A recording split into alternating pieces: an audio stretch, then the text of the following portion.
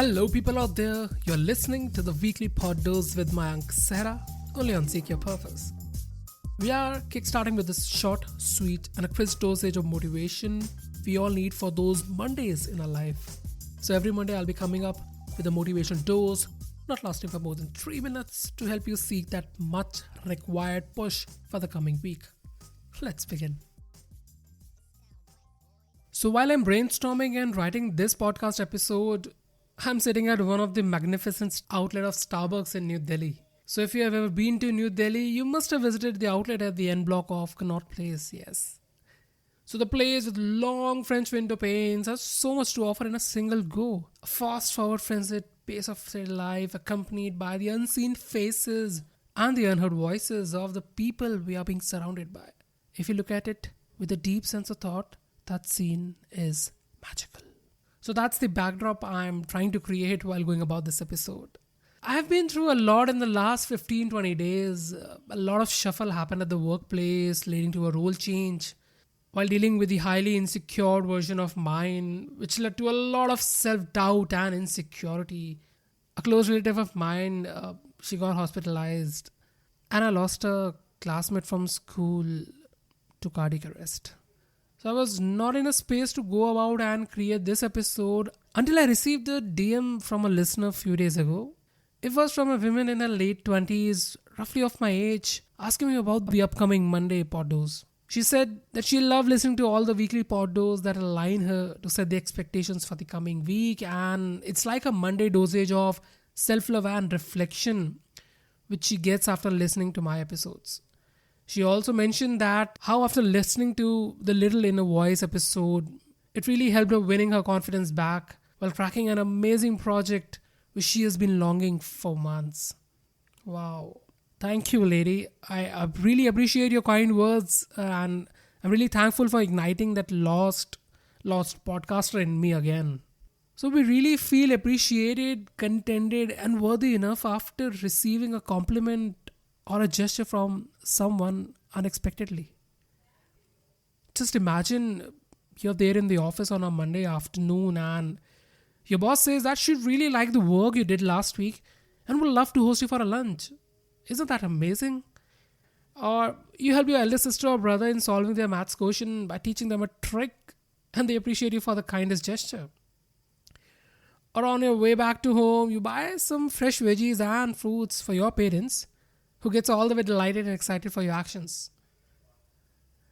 So this made me recall a saying that I read a few days ago. It said, meaningful gestures need not to be expensive, but genuine.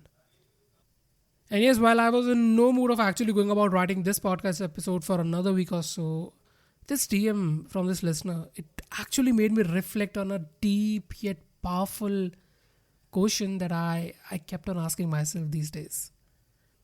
How your work is affecting others. The work that you're doing, the image that you're portraying, the vibes that you're giving out to the universe, how are these affecting others? Just think about it. It's a deeply powerful and utterly moving question to ask yourself.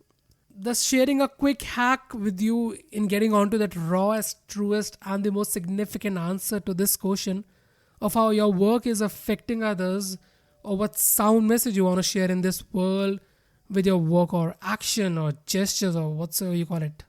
So we'll be carrying this activity with a timer of 90 seconds. Get your smartphone, smartwatch or a timer ready with yourself. So you might be asking me, why a timer, Mayank? Because a timer, it helps you to shut down your logical mind. So your intuitive and your creative mind, it can come out and play before the expectations and obligations of society comes into play and into your thoughts. So for the 90 seconds, we are going to write down each and everything that comes to our mind when I'll be asking you the question of how your work is affecting others. So I want you to take a piece of pen and paper, set a timer for 90 seconds in your device and write down the thoughts that comes to your mind when I say how your work is affecting others. Just go for it. So the answer should include like, what changes do you want to see in the world with your piece of work? How your work is affecting others? how your work is affecting the people you're being surrounded by, your family, friends, colleagues, neighbors, relatives, how your work is affecting the society on a broader perspective. What impact are you willing to create in this universe, which has so much to offer with your work? How do you want to see the things in the future? How your work is going to influence and affect the mindset and life of your family, your upcoming family, your wife, your children?